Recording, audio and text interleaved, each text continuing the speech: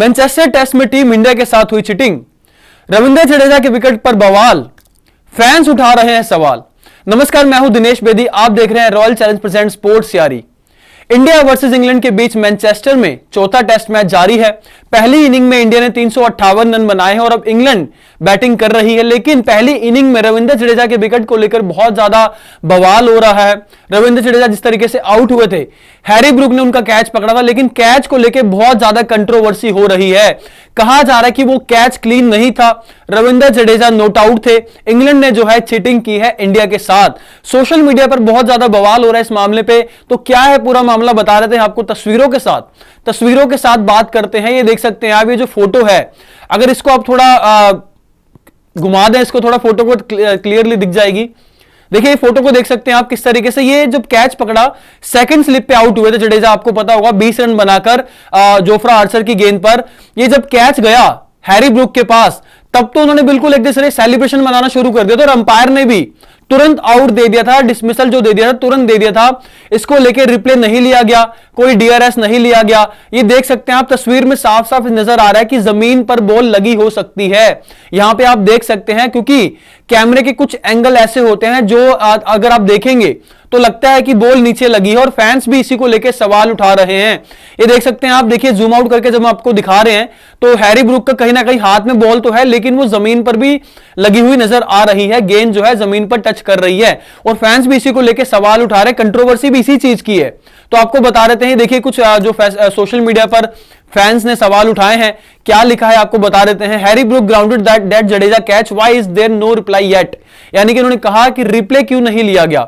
उसके अलावा एक फैन कहते हैं कि was the Jadeja dismissal catch clean, first impression did not feel so, यानी कि इन्होंने एक लिखा है कि जडेजा का जो डिसमिसल था वो कैच क्लीन नजर नहीं आ रहा, यानी कि साफ कैच नहीं पकड़ा गया है। हैरी ब्रूक ने चीटिंग की है, क्या वो कैच लगा था लेकिन फिर भी आउट दे दिया गया, क्या इंडिया के साथ चीटिंग हुई है, ये भी पूछा जा रहा है। फैंस पूछ रहे हैं, सोशल मीडिया पर बहुत ज्यादा बवाल हो रहा है। एक फैन ने लिखा, was Harry Brooks catch fair, क्या ये कैच फेयर था, some camera angles don't clearly confirm it, यानी कि इन्होंने ये लिखा कि कुछ कैमरा के एंगल इसको क्लियर नहीं करते, यानी कि इसको आप हरी झंडी नहीं दे सकते हैं कि ये कैच क्लियर था।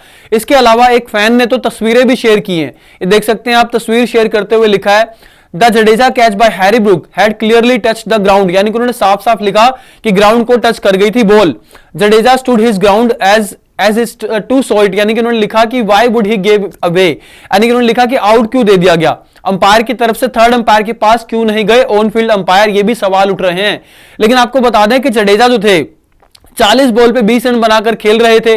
जोफ्रा आर्चर की ये ओवर था, 86 ओवर था पहली पारी का इंडियन इनिंग्स की, लेकिन उस दौरान जडेजा जो थे, जडेजा का विकेट बहुत बड़ा था। जडेजा क्योंकि पहले जो पिछला मैच हुआ था लॉर्ड्स के मैदान पर, वहां पर अकेले ही टिके रहे थे टेल के साथ, लेकिन टेल जो है रन नहीं बना पाई और जडेजा भी तो थे, लास्ट में आके जीत नहीं दिला पाई टीम इंडिया को। लेकिन सवाल यह है कि क्या मैनचेस्टर टेस्ट में इंडिया के साथ चीटिंग हुई है, और यह मैच इंडिया के लिए डू और डाई मैच है। इंग्लैंड बेशक इस मैच में हार जाएगी, लेकिन वो सीरीज नहीं गवाएंगे, लेकिन अगर इंडिया ये मैच हार गई तो आप सीरीज भी गवा देंगे, आप 3-1 से ये सीरीज हार जाएंगे और आगे आपके पास कुछ नहीं होगा अगले मैच में करने के लिए। लेकिन इस मैच में आपके सब कुछ दांव पे लगा हुआ है। इस सिचुएशन में, इस कंडीशन में ऐसे विकेट जाना, ऐसे डिसमिसल जाना जिसको लेके बवाल हुआ है, कंट्रोवर्सी हुई है, एटलीस्ट फैंस डिमांड कर रहे हैं कि अंपायर को, जो ऑन फील्ड अंपायर को थर्ड अंपायर के पास जाना चाहिए था। ये देखिए इसमें साफ साफ मेंशन है, Ravindra Jadeja dismissal ignites controversy as furious fans accuses Harry Brook of grounding catch.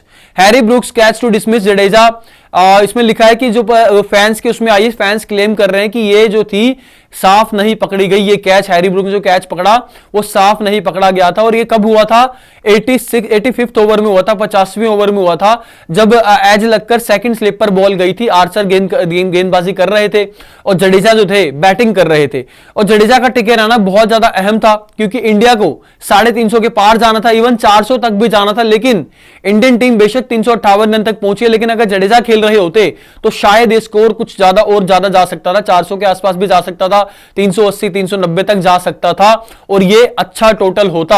हालांकि 358 भी अच्छा टोटल है, लेकिन इंग्लैंड की टीम अच्छी बैटिंग कर रही है और सिर्फ 2 ही विकेट गिरे हैं।